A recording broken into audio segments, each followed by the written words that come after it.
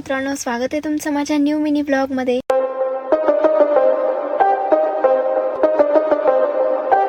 Whipping up the babies, got the pot.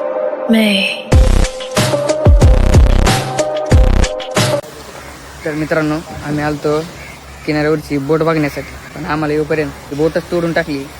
हे बघा, तोडताय बोटला, तिकडे एक तुकडा आहे, इकडे चला तर सुरुवातीपासून स्टार्ट करूया। नमस्कार मित्रांनो, स्वागत आहे तुमचं माझ्या न्यू मिनी ब्लॉग मध्ये। दर्शन झाल्यानंतर आम्ही तिसऱ्या लोकेशनला निघालो, ते म्हणजे प्राचीन कोकण म्युझियम। इथल्या गाईडनी सांगितल्याप्रमाणे 3 एकर मध्ये हे प्राचीन कोकणचा परिसर आहे। तुमच्या माहितीसाठी सांगते, इथं पर पर्सन 50 रुपीज घेतात आणि तुम्हाला फोन आतमध्ये घेऊन जायचं असेल तर त्याचे वेगळे 50 रुपये लागतात। इथे आपल्याला फ्री गाईड देतात, जे की आपल्याला तिथली पूर्ण माहिती सांगतात आणि जाता वेळेला ग्रुपने घेऊन जातात। 10-20 लोक असं एक ग्रुप करून सगळ्यांना माहिती देतात। मला हे असे प्राचीन काळातले लोकेशन बघायला फार आवडतं। इथेच पुढे शंख प्रदर्शन म्हणून आहे, जिथे की वेगवेगळ्या प्रकारचे शंख असतात, पण तिथे फोटोज काढायला अजिबात अलाउड नाहीये।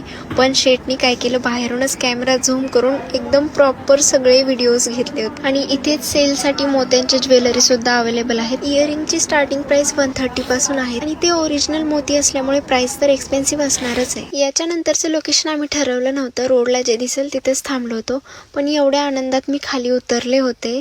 इतकं सुंदर दिसत होतं वरतून की बस। प्रत्येक लोकेशनला व्हिडिओज आणि फोटोज काढायचे, मी कसं मिस करणार ना। आणि या लोकेशनला ना कोणीच नव्हतं, मे बी हे कोणाला माहितीच नसणार आहे, पण वरती येताना आमची एवढी फाटली की वरती आल्यावर आम्ही डायरेक्ट नारळ पाणीच पिलो। फोर्थ लोकेशन आहे आमचं मिऱ्या बीच। हे रत्नागिरी मधील एकदम फेमस बीच आहे। बसरा स्टारशिप आहे ही, जी की चक्रीवादळामुळे इकडे किनाऱ्यावरती आली होती आपल्या इकडे।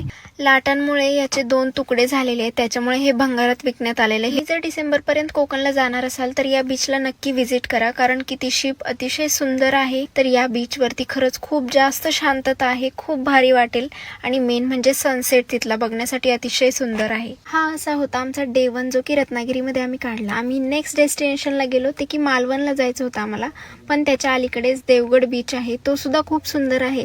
आणि लहान लहान मुलं ट्रिप साठी येतात गाईज कोकणला, तुम्ही कधी येणार आहे? डे 2 मॉर्निंगला उठल्यावरती लवकर आम्ही आलो देवगड बीचला।